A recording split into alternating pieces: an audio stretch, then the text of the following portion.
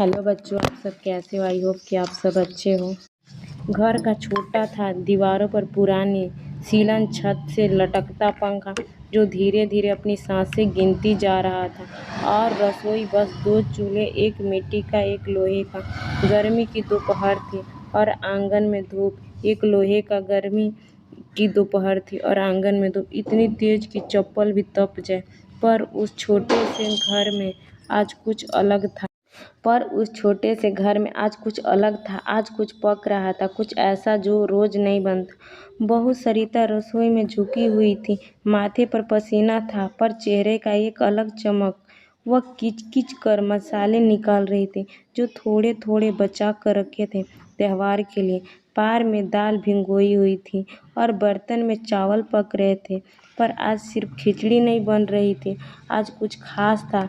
सरिता ने माँ से उधर में एक कटोरी बेसन लिया था और उसमें प्याज काट कर पकौड़े का घोल बना रही थी। साल में 1 या 2 बार ही ऐसा होता। पीछे आवाज़ आई, सरिता क्या कोई मेहमान आ रहा है? सासू माँ, जो हमेशा हर चीज़ का हिसाब रखती थी, आज कुछ हैरान थी। सरिता ने मुस्कुरा कर कहा, नहीं अम्मा, बस आज मन किया कि आपको कुछ अच्छा खिला दूँ। आप भी तो थक गई होंगी इस सादी खिचड़ी से। सासू माँ ने कुछ नहीं कहा, बस वही खड़ी रही। उनकी आंखों में कुछ तो था, जैसे उन्हें यकीन नहीं हो रहा हो। थोड़ी ही देर में थाली सजी। दाल, चावल, बेसन के पकौड़े, टमाटर की चटनी और घर के पिछवाड़े से तोड़े गए पुदीने की पत्तियों से बनी ठंडी छाछ। वो थाली गरीबों की थी, पर स्वाद और सच्चे मन से भरी हुई, जैसे कि किसी अमीर भोज से भी बढ़कर। सरिता ने आंगन में एक पुरानी चटनी बिछाई और दोनों ने बैठकर खाई। सासू माँ ने पहली बार पकौड़ा उठाकर तो पल भर के लिए उनकी आंखें बंद हो गईं। तूने ये खुद बनाई? इतने दिनों बाद किसी ने मुझे।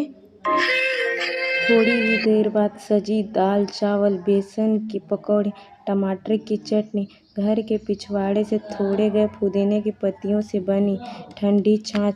वो थाली गरीबों की थी, पर स्वाद अच्छे सच्चे मन से भरी हुई, जैसे किसी अमीर भोज से भी बढ़कर। सरिता ने आंगन में एक पुरानी सी चटाई बिछाई और वही दोनों बैठकर खाने। सासू माँ ने पहली बार पकौड़ा उठाकर खाया तो पल भर के लिए उनकी आंखें बंद हो। तूने ये खुद बनाई? इतने दिनों बाद किसी ने मुझे पूछा कि मुझे क्या अच्छा लगता है। सरिता ने नजरें झुकाई। आप हर दिन मुझे खिलाती हैं, एक दिन मैं कोशिश कर ले। सासू माँ ने थाली में एक पकौड़ा उठाकर सरिता की थाली में रख दिया। एक दिन नहीं बहू, अब हर महीने ऐसे ही दिन रखना, जब हम गरीब भी थोड़ा अमीर का महसूस कर लें। गर्मी की वो दिन दोपहर के आमतौर पर बस गुजर जाती थी। उस दिन कुछ और बन गई थी। पसीने से तर रसोई, टूटी दीवारों में पुराने बर्तन, सब अचानक बहुत कीमती लगने लगे। सरिता ने जो बताया वह कोई रेसिपी नहीं, वह प्यार था, अपनापन था, और वह चाह के भी इस रिश्तों में कभी-कभी त्योहार जैसा दिन आ जाता है। उस दिन के बाद हर महीने की 15 तारीख को सरिता और उसकी सास छोटी दावत रखते थे। कोई भी चीज़ नहीं, बस एक नया पकवान, एक नई चटनी, या कभी-कभी सिर्फ मीठा पानी गुड़ डालकर। लेकिन वह दिन, वो खाना उन्हें दुनिया का